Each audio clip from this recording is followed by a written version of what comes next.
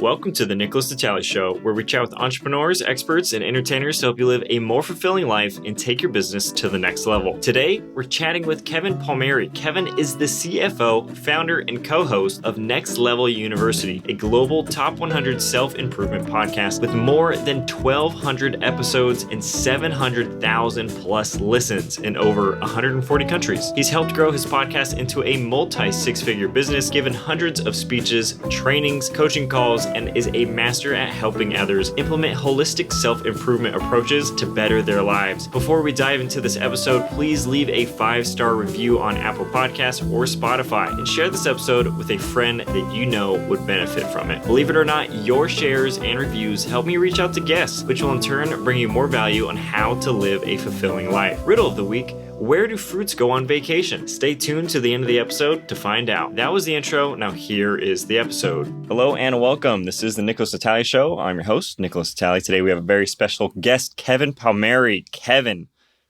how's it going? It is going very well, Nickolas. I appreciate our little pre-flight conversation, so I'm sure we're going to have a wonderful one here today. Yeah, I agree. The banter as well. Here's where I want to start. You found yourself, and please correct me if any of these details are not precise, you found yourself traveling a bunch as a construction foreman. You're balling out.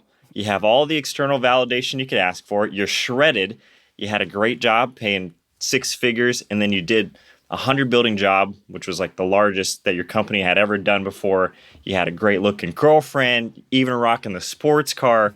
And these are all goals you were accomplishing. And I've heard you state that at the time, you set them based on how you thought they would feel once you had all these things.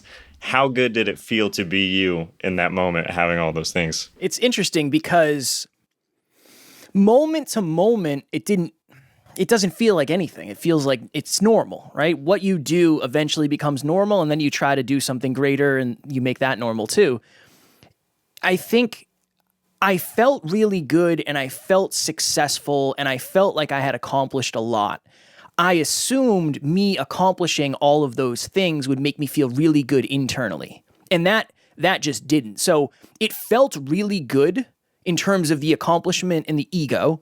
It did not feel really good in terms of the belief that that would make my internal feelings better. It would make me more secure. It would make me more confident. It would make me more less scarce. Yeah. So it felt good, but it didn't heal the things that I was hoping it was going to heal, unfortunately. Tell me about how was the money management? How did that play into all of this? And I think I've heard you talk about in regards to like hoping to fill something that's there is like a lack of enoughness. If once I have this money, once I have this car, once I have X, then I'll feel enough. But tell me about the money management. Yeah, I would say all things considered, even though my financial acumen was very low, I managed my money pretty well. I mean, my bills were probably if you just run the numbers, my bills were probably $2,500 to $3,000 a month, which isn't too bad when you're making $100,000. So it was pretty good. I remember, but this is the problem. My awareness was very low. So I might have managed my money, but a lot of it was based on luck and not reverse engineering or skill.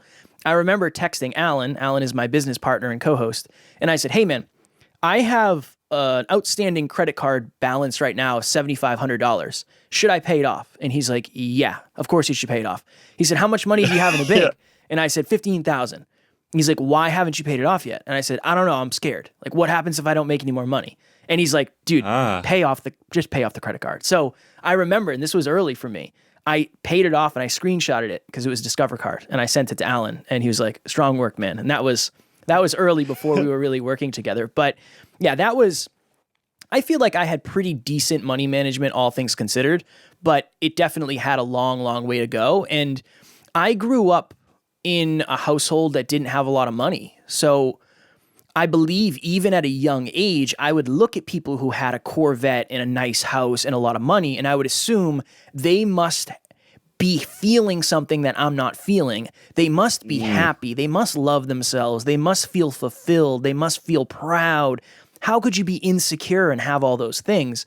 So I internalized that, and I think that was my motivation to go find success. And it's a tough awareness when you get quote unquote everything you've ever wanted and nothing changes. And my analogy is always, you have this lock and you're convinced the key is out there somewhere, and you go searching and you get a key and it doesn't work. You get a key and it doesn't work. You get a key and it doesn't work. Eventually you get to the point where you say, I know for certain this is the key. I'm going to work my face off to dig it up, and it doesn't work. And it's all this awareness at once. And it's triggering. It's a lot. It's a lot of realization in a very short amount of time. Oh my goodness. You brought up something that I think is super fascinating. I think this is from the book Psychology of Money, but he talks about how this guy owns a sports car and he drives it to the hotel. And this guy who has a sports car is like, I'm the man because I have the sports car. And he's thinking everybody else thinks that he's the man, but everybody else is thinking, I wonder what it would feel like if I had the sports car. They're not even thinking about him. They're thinking about themselves with the sports car.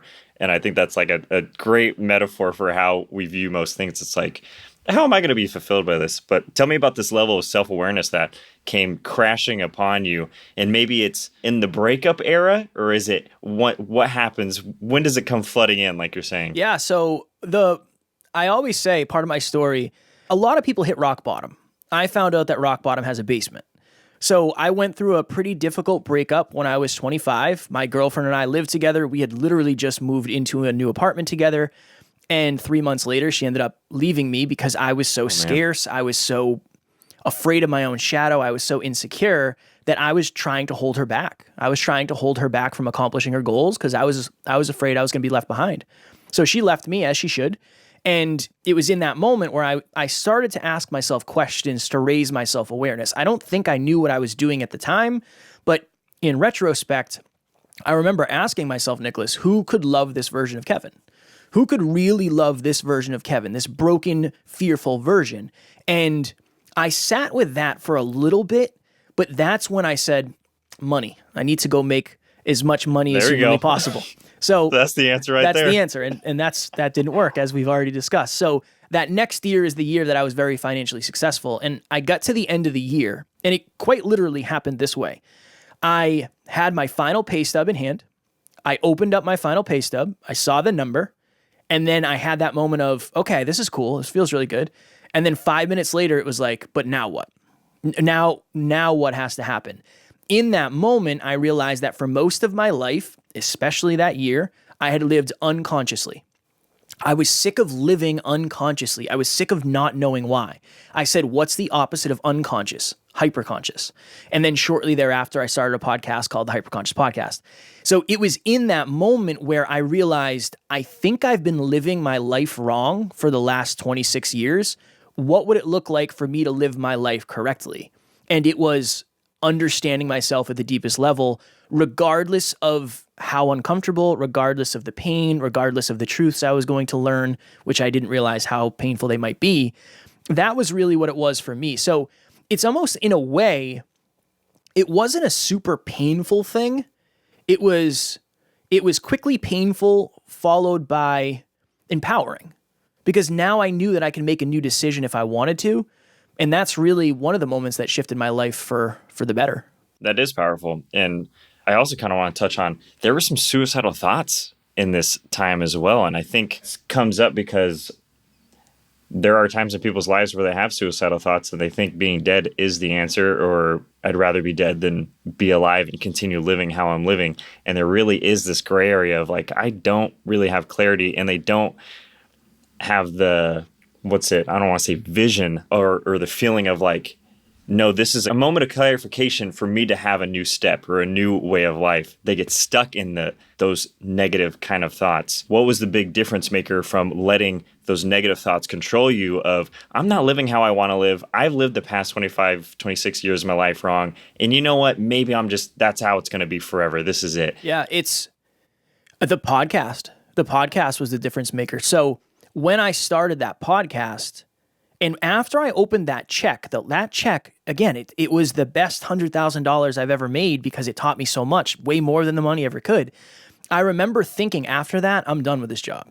I don't want to travel anymore. I don't want to do this job anymore. I don't care about the money. I'm not working overtime. I will not do any of the things that made me this money. I'm done. Fell in love with the podcast, fell out of love with my job. So this is where things started to take a negative turn. So I start calling out of work. I start leaving job sites early. I start showing up late.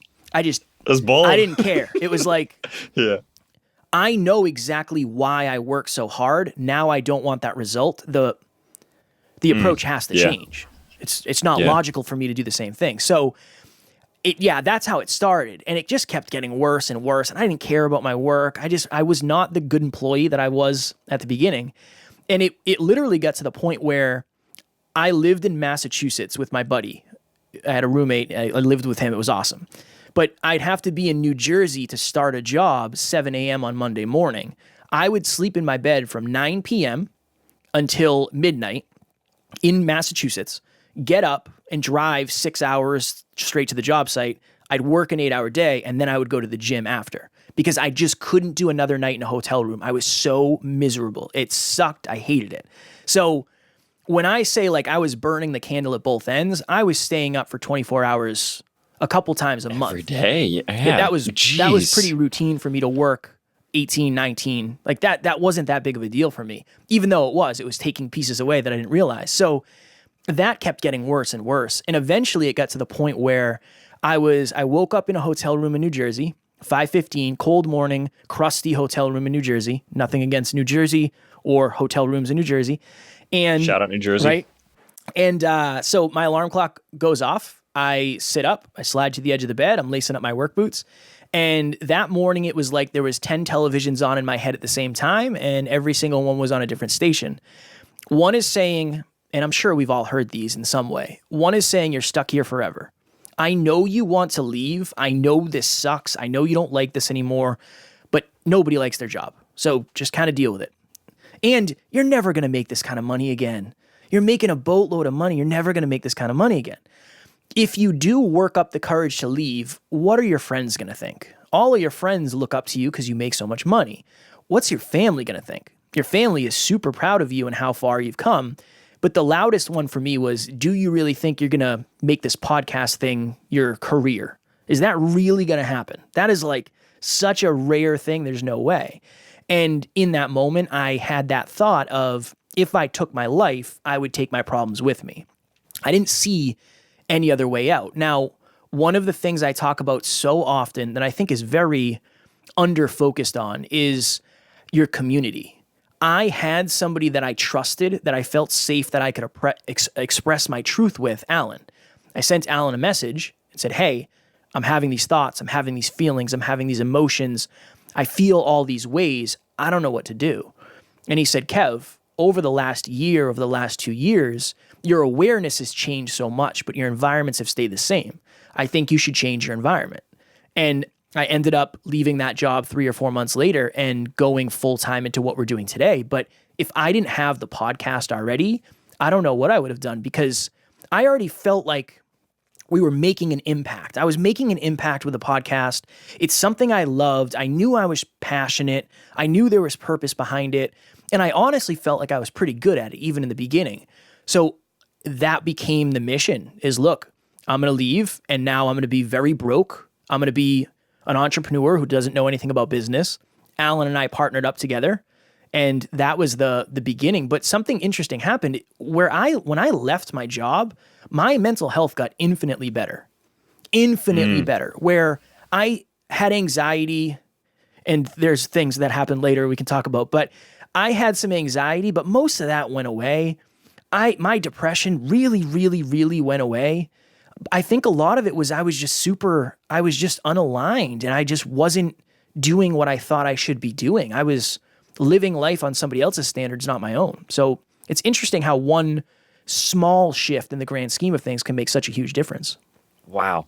Man, that's great. I can definitely resonate with the leaving the job and hearing the opinions of other people in your head. And it's so funny because oftentimes people will be like, I just want you to be happy, but I really don't want you to take the risk that's going to make you happy. Well, I want you to be happy, but you hate that job, but you should probably just stay, right? And it's like, this is kind of contradicting feedback here. But man, that's incredible. And I think that advice that Alan gave you was so timely and so true. In instances like that, it could have been easy for him to say a whole range of things, but the change of environment was probably the one that hit the nail on the head of like, dude, just get out of there. And that might have been the exact thing you needed to pull the trigger on bouncing.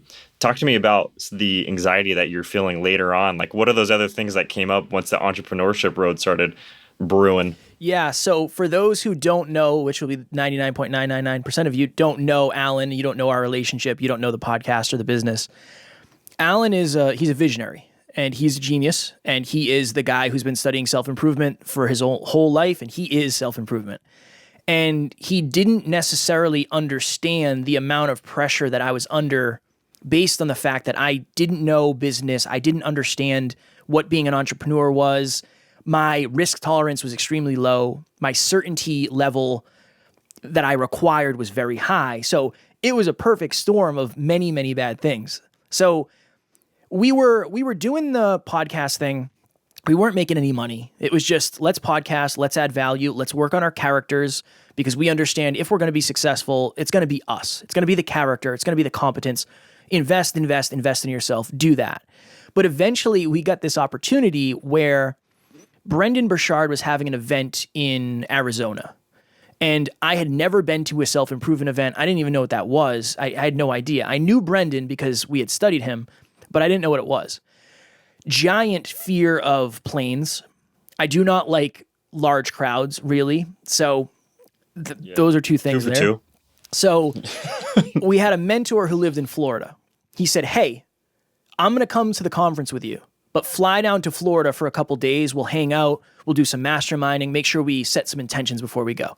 And it's like, all right, let's see what happens. So I'm already super nervous about going to Arizona. I'm super nervous about going to somebody's house who I don't think at that point I'd ever met. I didn't even know this person, I don't think. So we fly down to Florida, and Alan and I, the first thing we do after we land is we get our rental car and we go to the gym. That's what we do when we're on the road. I love it. It was awesome. Great workout. Awesome. We start getting to the end of the workout, and I remember my throat was like super tight. And it had been super tight since we got there, but I thought it was because it was super humid. It was very humid. I was like, maybe my allergies are flaring up, whatever.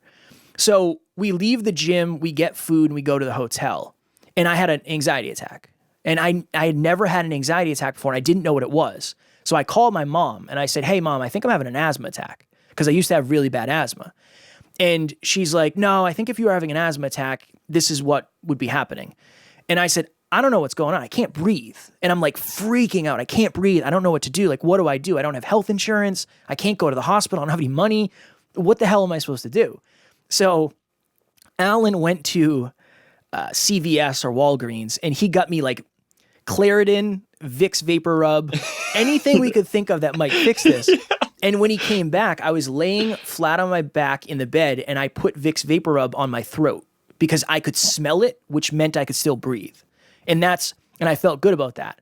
So the next day, we wake up, and we're supposed to go to our mentors. And I was like, Alan, I can't. I don't know what's going on. I don't know what to do. That day, I had another panic attack.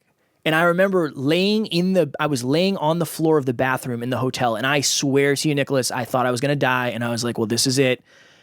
We kind of made it. Like, we made it to Florida. That's pretty good. Brutal. It was the worst. So the next day, we're supposed to drive 5 hours down to see our buddy, Eddie Pinero. He runs a YouTube channel called Your World Within. I slept the entire ride. I was freaking out. We went and interviewed him. Afterwards, we went to get burritos. I couldn't even eat because my throat felt like it was closing up. I could not even eat the burritos because we were outside. I went and sat in the car. Brutal. So we end up having to fly back to Massachusetts to get a connecting flight to Arizona. And it was basically the same in Arizona, where I couldn't focus on the event. When we went out to lunch, I couldn't breathe. It felt like I had a string that was like down my throat. It's the best way to explain it. And I survived that. We get home, and I literally laid in bed for 2 weeks. I couldn't put the covers over my head. I couldn't walk on a treadmill for like 6 months. I was pretty into kickboxing at the time. I couldn't do anything with that. Working out was a struggle. It was brutal. So I basically had to teach myself, after learning that this is anxiety, I had to teach myself, okay, it's so much of this is in your head. It's not that big of a deal. And I had to continue doing that. And yeah, it was brutal, man. It was brutal. It was the worst. It was one of the worst experiences of my life. And I have so much understanding now and so much just understanding of people who really deal with that day in and day out. I never understood what anxiety was. It didn't make any sense. I didn't understand how you could feel that way. But that was one of the hardest, most challenging times in my life because I didn't know what was wrong across the country, and I don't have any money. So it's not like I can just go to the doctors. Oh my goodness. That sounds exactly as described. Absolutely brutal. It was brutal. Somebody said something to me recently that I think is very true about going through hardship and coming out on the other side is what allows you to resonate with people that are about to go through the hardship or in that hardship. There's no better way to be able to communicate with somebody or who's going through something than you already having gone through that thing. So I'm happy to hear it has a purpose because you're working with people now and it's full circle. But I'm curious, what did you end up finding? Where did it stem from? Like, how did you troubleshoot it down to the root and kind of begin the retraining? What was your process like? I think I just started with Google, and I just started, right? WebMD, you are time. Oh, no. I think I probably just Googled it, and because I like to research, and I like to know a deeper understanding, right? Awareness. I think I probably researched it and just got to the point where I was like, oh, okay, interesting. When I do blank, I feel a certain type of way. Okay, what happens if I don't do that? And I just kept digging, and I kept digging, and I kept digging. This is what Alan and I got to. And this was later. This was like a year and a half. I don't even know, maybe a year and a half, 2 years later. There's your comfort zone. The next ring is your learning zone. And the furthermost out ring is your anxiety zone. I lived in my anxiety zone for that entire time. I quite literally gave myself anxiety based on the fact that I was living so far outside of my comfort zone. That's what caused it. I am convinced of that. And I didn't understand how far outside of my comfort zone I was at the time because Alan wasn't that far outside of his. I didn't realize the difference between Alan and I in terms of our competence, in terms of the ability to handle pressure, certainty, all that. That's what did it for me, was being so far outside of my comfort zone, being so broke, not knowing how I was going to make money, being single and miserable, all the traveling that I was fronting on credit cards, all of that uncertainty, all of that stuff. That's what caused it. I am convinced of it. And when I started to connect those dots, it allowed me to understand, oh, okay, so in theory, that should happen less as I level up. And now it's at the point where I occasionally get anxiety, but it's not like that. My throat gets a little tight and I know, oh, okay, cool. What's going on? Something's going on. I'm overwhelmed. It's some sort of environmental trigger. I haven't slept enough. My stress is super high. But now at least I know how to troubleshoot it. Yeah. That's a huge difference maker too, of like being aware of your body as well. Because from my personal experience, I didn't have any really emotional intelligence of myself or even like emotional awareness until like maybe a year ago. And I didn't really consider how connected my body was to emotions, right? Like my body is giving constant feedback about how I'm feeling. And if I don't know how I'm feeling, I should check in with my physical body. So like you're saying, like when your throat tenses up, like this thing is happening. I'm trying to think of a specific example. I think I unconsciously clench my teeth when I'm like frustrated or uncomfortable. And I think before I'd just be like, man, I'm really clenching my teeth. I have no idea why. But then I'm like, now I can realize some of these things are like just cues for us to better manage and live our lives. It's like that with everything, right? Like for a long time, my left knee hurt. And I was like, oh, my left knee hurts. And then I started looking up videos for physical therapy and exercise science. My right ankle is tight. It throws off my hips. It throws off my right knee, which throws off my left knee. Oftentimes, we're looking at symptoms, but it's not. The symptom isn't necessarily the cause, which is an interesting thing. And to your point, it's kind of the same. It's connected. I love that. The compensating thing is like my knee hurts, but it's really my ankle is the problem. You never get there. It's so true for everything. Yeah, you never get there because it doesn't make any sense. But that's the awareness, right? That's why you go to somebody who understands, well, maybe it's not your knee. I mean, your knee is connected to this bone, what's connected to this. And awareness, that's why I think it's such a superpower. If my car breaks, my awareness is not high enough to fix it. I have to go to somebody whose awareness is high enough to fix it. But it gets dangerous. Their awareness is so high that they understand that I have a low level of awareness. That's how you get ripped off. It's a fine line. But awareness really is a superpower, and it's a strength. It's a strength or a weakness, depending on if you have it or not. Yeah. Ooh, always striving for more self-awareness. In one of your episodes, this was with Evan Carmichael, you stated that your number one core value is resilience. And I'm curious, I mean, your whole story is resilience centered. And I'm curious as to why it's so important to you, and maybe even talk about like when you became aware that resilience was your thing, your ability to say no to excuses and keep moving forward. It's important to me because, and again, a lot of this is in reflection, I was never the biggest. I'm 5'4". I'm strong and I have muscle, but if you were standing next to me, I'm not a physically imposing human being compared to most. I never was the strongest or the biggest. I mean, I was close to the strongest, but what I lacked in talent, what I lacked in skill, what I lacked in awareness or intelligence, I could always make up for in just dealing with pain. And wow. I just think of, even in my baseball career, I was a pretty good baseball player. I made the all-star team. I was in the papers and all that, but it was because I was reckless. I would dive over the catcher. I would dive for the ball. I would do whatever. I didn't care. As long as I made the catch, it didn't matter. But even earlier, when I was younger, Nickolas, I wanted to be a professional wrestler it was the WWF then. And my cousin beat me with a metal chair. He used to hit me over the head with a metal chair. And he threw me into a thorn bush, and he used to beat me with a wiffle ball bat. And as bad as that sounds, I think there was a part of me that was like, whatever. Whatever, man. I can take it. It's not that. This is getting me to my dream right here. It's not that big of a deal. I resonated with stuntmen. I resonated with people who could handle a beating. I just valued that. I've always valued that. And then if you look at what I said before, my job took a lot. I mean, I remember one time we were working in an attic that was probably like 120 degrees, 2 hours from the office. My boss called us and said, "Hey, will you guys go to New York tonight?" Which is like 6 hours. And we were like, "Well, we don't have our clothes." He said, "Well, work the rest of the day. If you want to do it, work the rest of the day, drive back to the office, and then drive to New York tonight."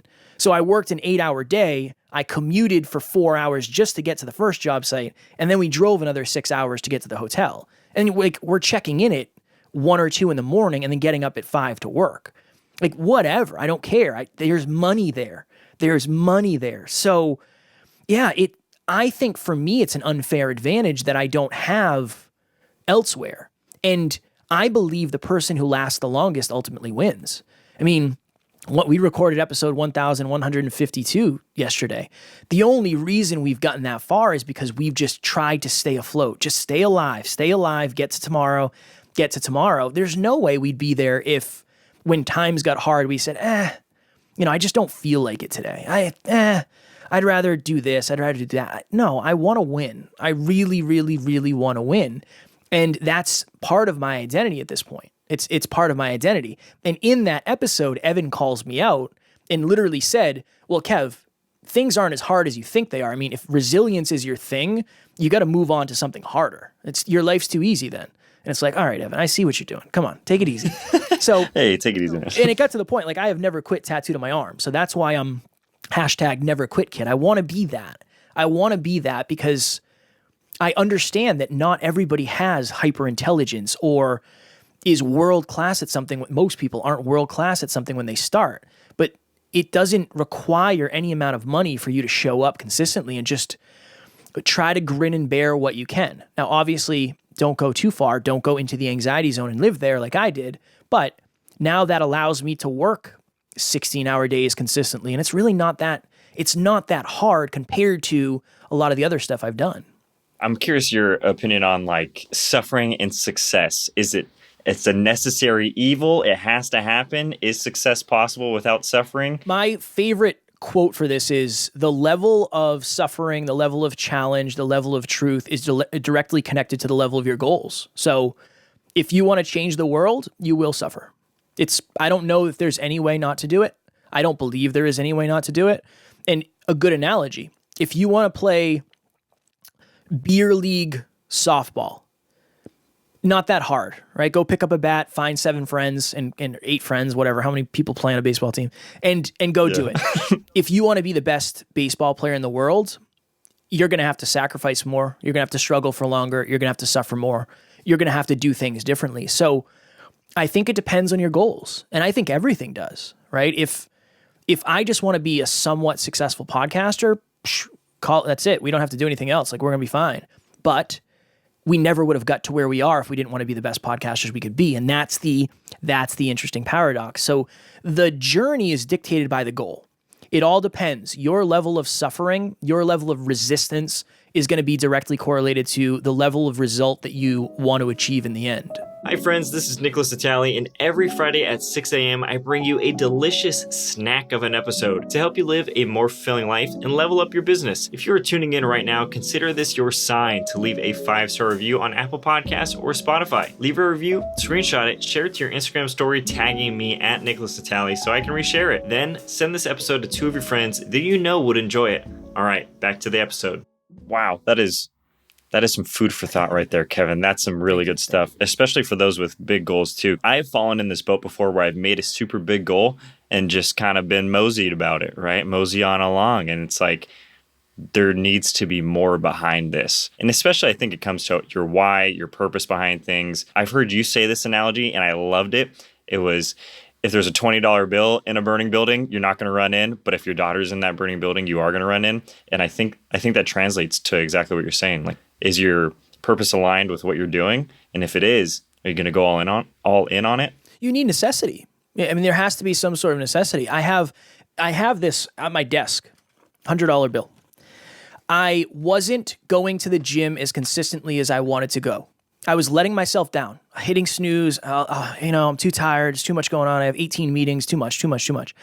So it got to the point where I said, all right, what can I do about this? I gave my wife this $100 bill. I took it from our safe, so it's our money, gave it to her. And I said, if I do not go to the gym 5 days in a row this week, I want you to rip this $100 bill up in front of me. And she started with, no, I will not do that. And I said, I understand totally. I promise I won't let you down.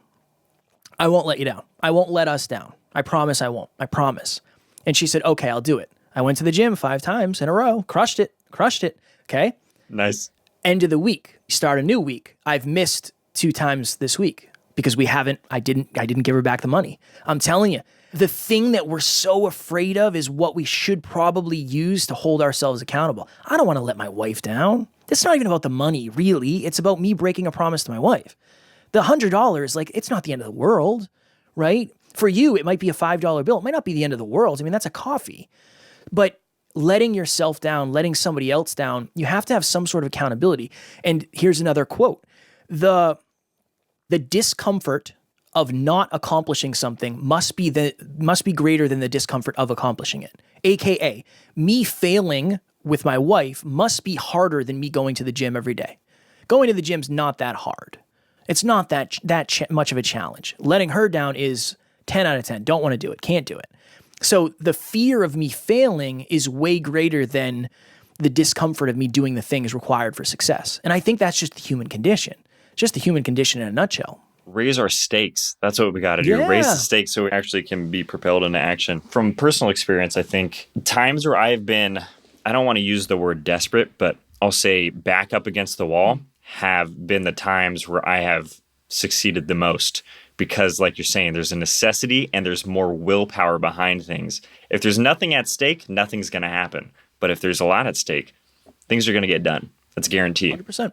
All right, here's what I got for you. As a kid, you used to punch CD cases until the plastic shattered and you wanted to see how much your knuckles would bleed. And I'm going to translate this into your 5 to Thrive. So tell me about the 5 to Thrive confidence meter you and Alan have coined, where you lie on that meter today, and where you were on that meter throughout your childhood, maybe even specifically when you were punching CD cases. Yeah, so Alan is the most confident human I've ever met in my entire life. He believes anything is possible for him, and honestly, most things are, because that's just who he is. I was unreasonably insecure. I had no self-belief, very low self-worth. I didn't believe I could be successful. I didn't believe I deserved a mentor. I just didn't believe in myself, where Alan at times didn't think he needed a mentor because he was so good. The drive to 5 is you figuring out what is your unique balance of that and where should you go. Alan needed humility.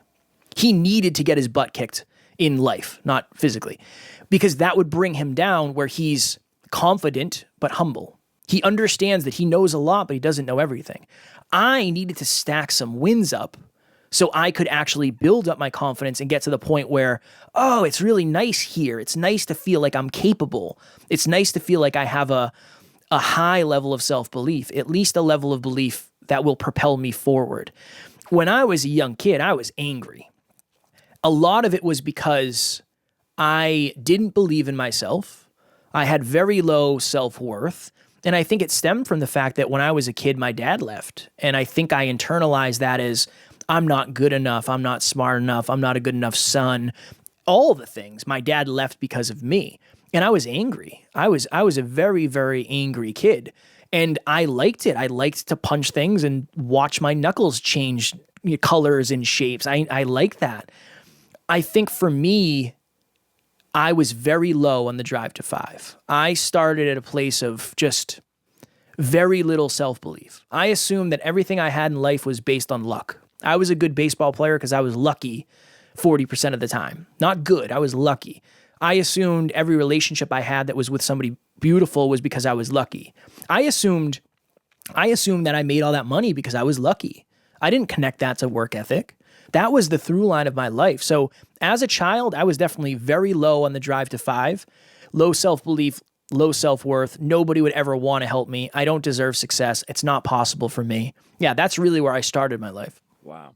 Talk to me about your dad too, and we'll come back to it. I believe you re-met your father when you were 27, yeah. And what you've done is you've done an exceptional job of setting boundaries right out of the gate. What was it like re-meeting your pops, and how did you set those expectations and boundaries? Yeah, it was brutal. I was sitting on the couch one day. I lived by myself, 27, going through Facebook messages. And Here we go. Right? And I found, and who knows why, it probably wasn't a positive reason. And I found the folder of messages requests from people that you're not friends with. And I said, I've never seen this before. I don't know what this is all about. I opened up the folder and I saw a message and it said, "Hey, Kev, I'm blank. I'm your father's girlfriend." And I remember I threw my phone on the floor and I said, no. We are not doing this today. It's the weekend. No. But I picked up my phone and I opened the message and it said, "Hey, Kev, I'm blank. I'm your father's girlfriend. He wanted me to reach out to you and let you know that he's very proud of what you're doing. He's seen you on Facebook. And if you ever want the opportunity to meet, that's something he would like very much. If you're interested, let me know." And wow. When I saw this, Nickolas, this message was like a year old, I think. At least a year old, maybe even 2. And I remember I just started crying. I was bawling my eyes out because for most of my life, I had considered myself somebody who didn't have a dad. I don't have a dad. I don't care if my dad's alive. I don't care if he's dead. Doesn't matter. I'm never going to see him.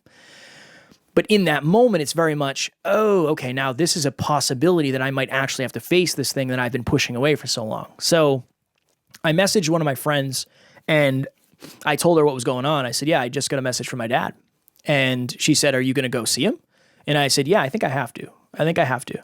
And she said, "Do you want me to come with you?" And I said, "No, I have to do this alone. I don't know why. I don't know what's going to happen. I'm terrified, but I do think this is something that's going to help me close doors that I didn't even realize were open."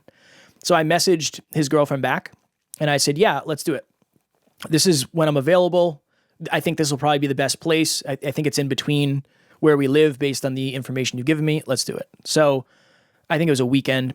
I drive down 45 minutes to what's in between both of us. It's a diner.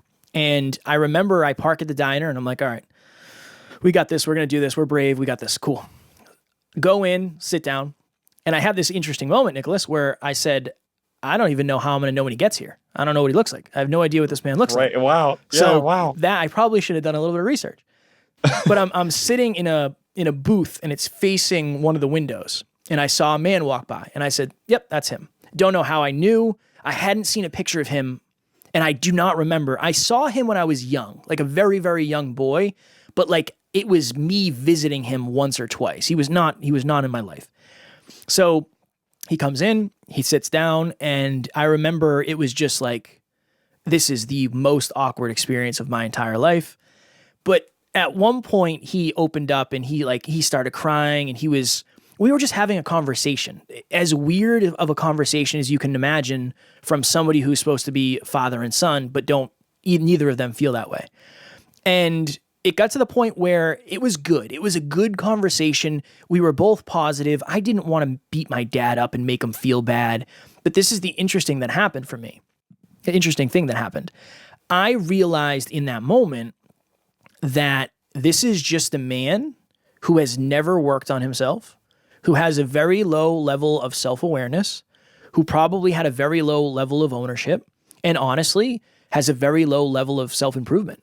And I don't mean that with any negativity. It allowed me to empathize with the fact that, look, when he went through the experience that he went through of having me, he probably didn't know what the hell he was doing. He probably had no clue what he was doing. Circumstantially, he probably had no idea what was going on in his life. It's probably not such a bad thing that he wasn't in my life. And I went home that night. I think he texted me, and we made plans to get lunch, I think. And I went down to his house a couple weeks later, and we hung out, and it was good. It was a good experience. I mean, it was kind of like, I know you're supposed to be my dad, but I don't know if that can actually be this way and this. So let's just be friends. Let's just act like we're friends and we'll talk like that. But it was hard because my dad could never really understand where I am in life. I don't think most people can. As a podcaster, you understand what it's like to do 7 episodes a week. And, like there's context there. I had this moment where it was like, I'm never going to be able to be what my dad wants me to be. I'm not the type of person you can just call on a Tuesday. Like I don't even know where my phone is. I'm not going to answer my phone. I'm working. I'm trying to change the world. That's what I'm doing. So I let it go and just said, look, I cannot facilitate and maintain this relationship. I know that. The expectations are too off. You can't just come into my life and expect me to treat this relationship as a level 10 out of 10 when it's just never going to be. I feel really good about the fact that I opened the door. I feel like that healed so much of me. I really, really, really do. And I decided that I just don't want to have that relationship. But I think it was a decision that was made based on awareness and trying to play it out into the future instead of just anger. It's not because I don't want my dad to know me. I just don't think I'm capable of maintaining the relationship the way that the expectations would say. Man, I can relate to this. My dad has been pretty absent for the majority of my life. And I think a question that comes up to me is like, similar to what you're talking about, like anger, but mainly it's like, do you resent him? Do you have resentment toward him? And it's like, I don't. What good is that for me to hold on to something that he more like didn't do? But it's just like, you forgive these people. And I think the weird part, like you're saying, is like, they don't know you. You talk to them and you're like, I don't recognize you, right? Like you're not a recognizable figure in my life. So I can't really, exactly what you're saying, like the work ethic or like what it takes to put things together. Some things you can't start from zero this late in the game. And that's okay. It's not like I'm holding anything against them. Just sometimes it's how it is. It's hard. The reason I want to talk about it is because I know there's a lot of people out there that might have their own unique experience with that. For me, meeting my dad was one of the best things ever because it allowed me to make an informed decision based on something empowering, not I hate this man. Like I don't hate my dad. I don't want him to be that person in my life. I don't have any ill will. I feel bad. Like that's where it started from. He would text me and I wouldn't text him back for a couple days. And it's like, honestly, Dad, that's actually really good. Like the fact that I texted you back in 2 days. I'll put in an effort. Right. Like yeah. that, a lot of people, that's not how it works for me because most people don't text me. It's like, that's not how this is set up. So yeah. And honestly, you could, if you're out there, you can consider that some sort of cop out. Like, you could have done the work to do it. And that's fair. I definitely could have. It wasn't aligned for me to do it. Did you see any qualities of yourself that came from your dad? I definitely have some from mine. Even if I spent no time around you, I'm like, I know I got this trait from you. No, not really. A lot of like the physical, like my dad was a very, very strong person. He was a bodybuilder. So I think that's where I got, I got that from. But other than that, no, because I've changed so much. I'm not, if you talked, Nickolas, you wouldn't talk to me 6 years ago. There'd be no point. But I've changed more in the last 5 years than I did in the previous 28. So it's almost like I'm not even the same person I was. There's no way we could be similar. There's too much has changed for me. That's good because my next question is about how you've changed. So since starting the podcast, you've gone from 0 episodes to now recording, like you said, over 1,100. You got over 600K listens, pulling in. This is a 6-figure show. what's the biggest change that you've seen happen to yourself, and what are the results of that? Because basically what you're saying is like how the output has been based on what has internally changed, which I think is a big misconception people have, is just like, if I chase the money, my whole life will be better. If I chase these things, but it's like, if you work on yourself, outputs will happen. So what's the biggest change you've seen in yourself in the past couple of years? I would say confidence, probably. I think, again, it's very easy when you're being interviewed to come off as a very confident human being, but I wasn't always the way I am today. That's been the biggest thing. It's confidence. The fact that I feel like if you put me in a room with somebody, I can probably add value. That wasn't me 5 years ago. That's not how I felt. That's a big one. The other thing too is I try to take more responsibility today than I ever have. If something happens with a podcast, that's my fault. It just is. It's my baby. I'm the one that's in charge of all that stuff. I think as your confidence raises, it's important to make sure that your ownership raises too, because that's the humbling part. A lot of people lose sight of, I'm confident, but I'm not humble. I get humbled daily. Every single day I'm messing something up. I'm getting some sort of hard truth, whether it's from my business partner, from the team, from what we're tracking, we have a bad day financially, whatever. It's important to make sure that as your confidence raises, your ownership does too, because you have to hold yourself accountable. So yeah, the biggest thing that shifted for me is I actually am a confident human being now, which I never thought I'd be able to say. Still have my moments. I still don't like I still have like social anxiety around certain things, believe it or not. But that, and then the fact that I'm capable and willing to take ownership, even when it's super difficult, I think that's a very important thing that I didn't understand how important it would be or how valuable it would be. Yeah. If you don't take responsibility for it, you're not giving yourself the power to change it. 100%. Like, if this isn't my problem, I'm not going to do anything about 100%. it. Something that I love that you've done, and you touched on this earlier, is reverse engineering regret so you can be propelled into action. And I also want to tackle, we're getting a little 2-for-1 here. I want to know what systems you have in place to track the important self-development metrics. I know for one of them, at a certain time in your life, you were tracking the number of fears you tackled. What's the system you got in place to track those? Yeah, so the reverse engineering regret was for Alan. Alan, it got to the point where we knew Alan needed more feedback than he was getting because he was losing sight of a lot of things. He just was losing sight because we were, quote unquote, winning. Everything was going well. And he introduced me to a book called The Top 5 Regrets of the Dying by Bronnie Ware. And we were talking about that book. And I said, well, what would be really good for you and really humbling is if every day you reverse engineered regret. What are the things you did today that you regretted? And he's like, wow, that's really awesome. I'm going to start doing that. Problem is, he ran that system for too long and it ended up getting to the point where he started feeling very bad about himself.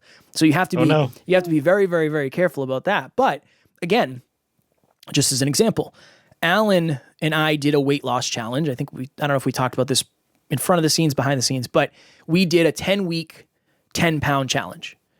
Talking about accountability, if one of us doesn't hit it, that person doesn't get to come on the podcast. And that person has to miss an episode. And we've never missed. That's big. We've never missed together. Yeah. So we both ended up accomplishing it. But Alan, 2 or 3 days before, said, hey man, Sunday, I'm going to run a marathon. And I was like, oh my gosh. What do you mean? And he's like, I need to lose this weight, man. I'm going to run a marathon. So no training, zero training. So he proceeded to Sunday, wake up, go to the track, and then run a marathon. He ended up... A track? Yeah, outside. The circles? Outside, yeah. You did a circle for 26 miles? Oh my gosh. And it was like 95 degree Massachusetts day, brutal. But he didn't make it.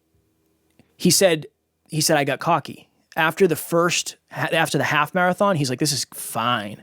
And he's like, I didn't realize it was going to get exponentially harder as I went. He came back very humble, but he needs that. That's really good for Alan because he's somebody who believes anything is possible. Great, that's great for him. It doesn't hurt his self-belief. It makes him think more accurately. So you can reverse engineer regret. You just have to be very careful because it depends on, do you tie your outcomes to your self-worth? If so, you got to be very careful. Is it going to hurt your short-term and long-term belief if you're focusing on the losses? I think most humans should focus on the wins first. And then you can say, well, this is 1% win, 1% improvement. I think that's a good way to do it. The way we do it now is, number one, we have an app where we track our habits, but it's mostly we track the habits that we do every single day in a spreadsheet. So I have 26 habits that I track every single day, everything from fitness, weighing myself, tracking the finances, the gratitude game with my wife. Every night before we go to bed, we say one thing that we're grateful for about each other. So it started from a place of, okay, let's do one under health, one under wealth, one under love. So health, weigh yourself every day. Wealth, track your finances. Love, gratitude game. And then it obviously has grown and grown, but we try to think, okay, what are the most important things that we should be doing every day for holistic wellness, holistic success? And then we throw those in our spreadsheet. It calculates your percentage at the end of the day, 1% win, 1% improvement.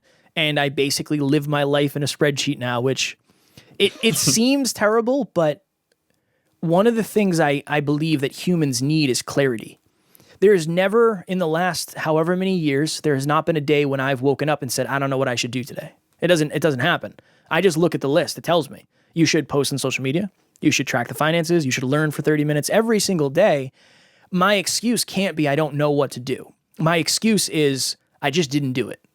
That's a very good place to be. So yeah, we live our lives in spreadsheets. Again, I understand that's not for everybody, but I do believe if we were all a little bit more uniform in the way we did our habits and we focused on our habits and we saw the result and the outcome every day, 75%, I could do a little bit better tomorrow. I think that's really, it's really, really important to get that feedback daily because you'll feel good about yourself or it gives you an opportunity to grow. Yeah, I agree with that. I don't know if I'm your target audience or what, because you're talking to the right guy. I'm like, you have a spreadsheet to track this? This is amazing. I can get feedback for myself every day.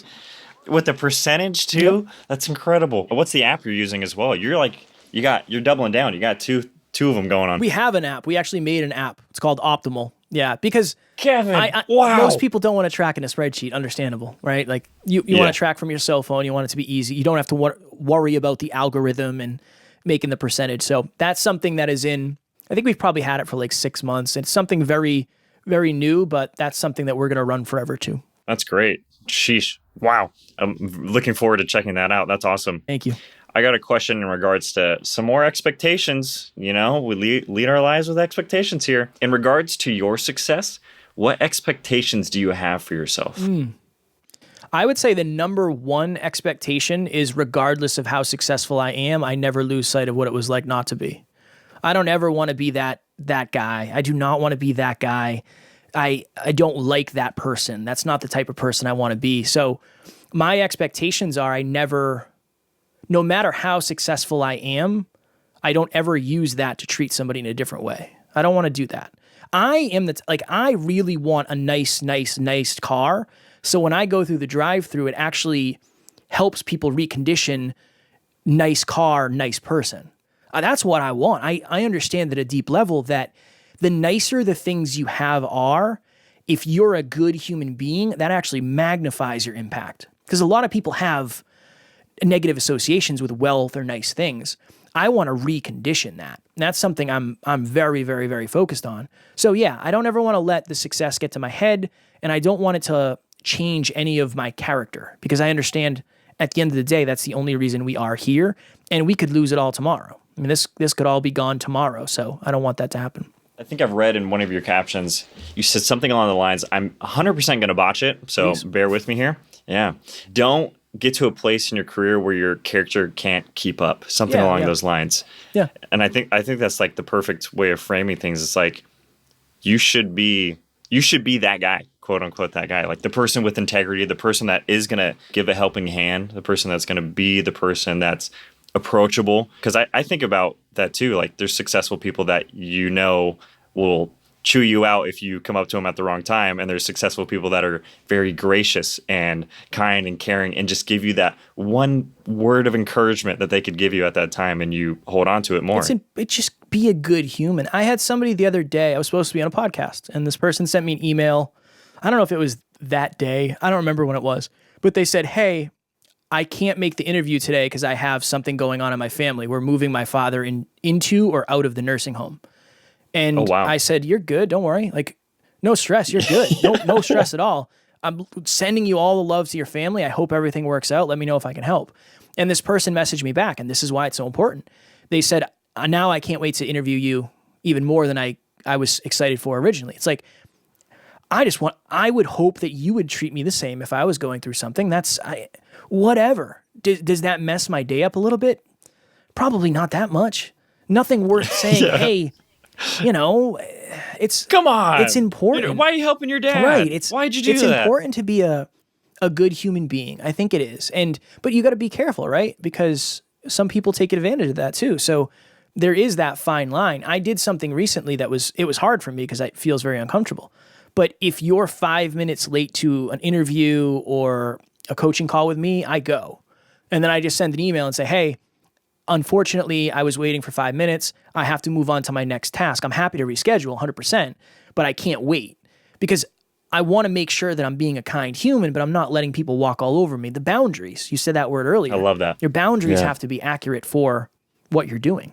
And it sets an expectation for how people can treat you, which I think is super important. I'm going to try to sneak in a quick one before the final one. All right. I've heard on the podcast, our purpose can be derived from our biggest pain points, and your goal in life is to be the person you needed when you were at your lowest point.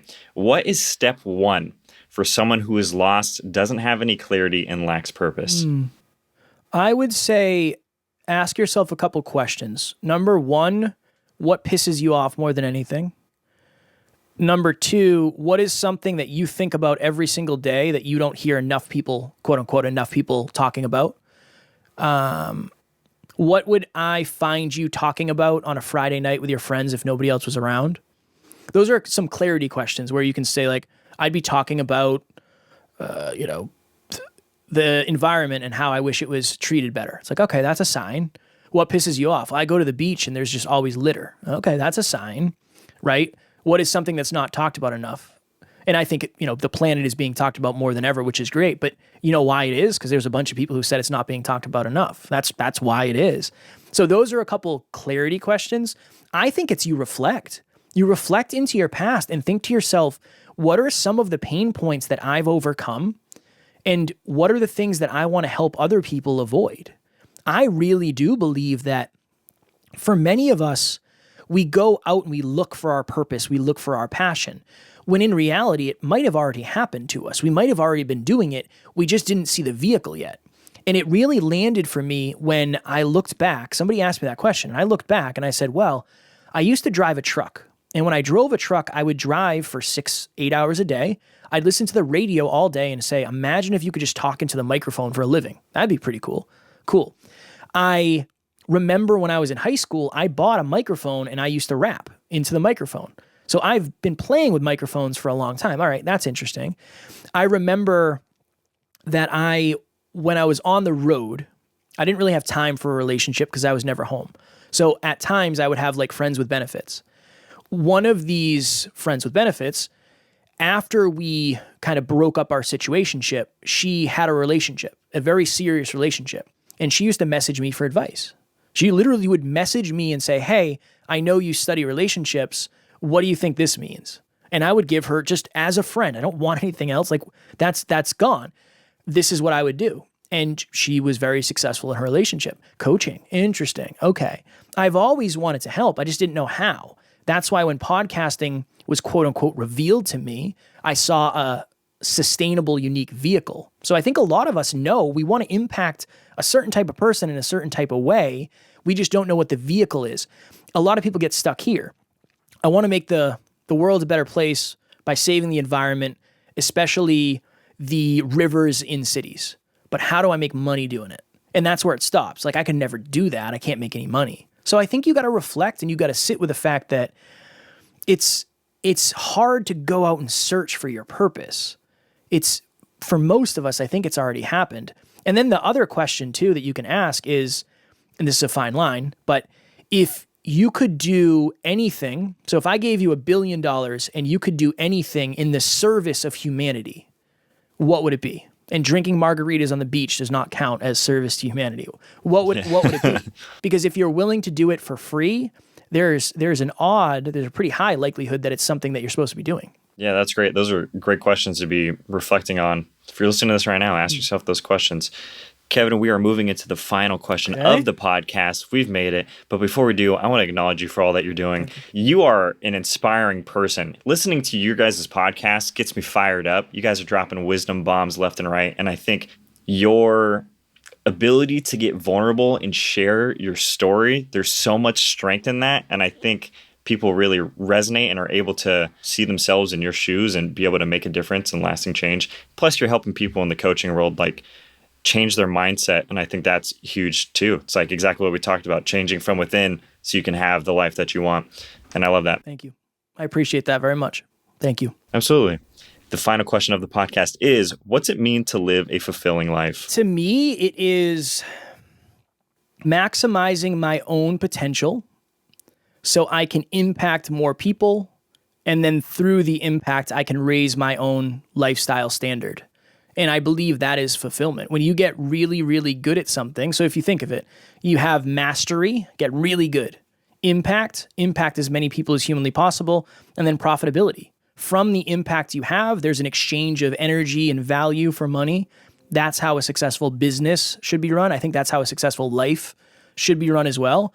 Yeah, fulfillment to me and a fulfilling life is this. It's me getting to add value every day, but I can only give value based on the level of self-awareness I have, self-competence, personal development. So get really good, get really smart, get really competent, be very, very valuable, be really valuable, and then add that value to as many human beings as possible, as consistently as humanly possible.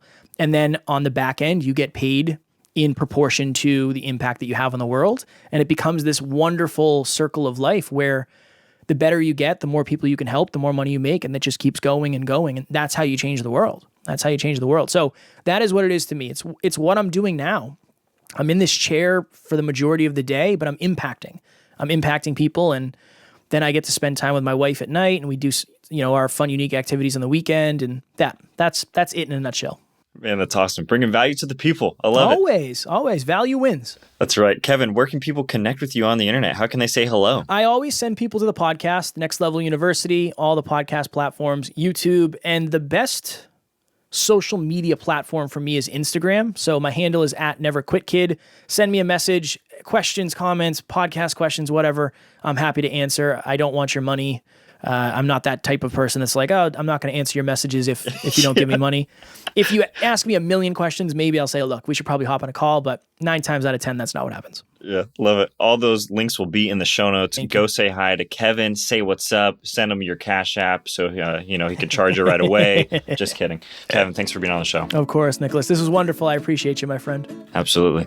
Bye. That was the episode. You just listened to it. Kevin Palmieri dropping knowledge bombs. Don't forget to leave a 5-star review on Apple Podcasts and Spotify, and share this episode with a friend you admire most. It'll take 5 seconds and is a wonderful use of your screen time. The real reason you're still here. You want to know the answer to the riddle of the week. Where do fruits go on vacation? Paris. I bet Rick Ross would like to go there, because all he does is eat pears nowadays. Thank you for tuning in. See you next Friday at 6 a.m. Be kind, be strong, be disciplined. Bye!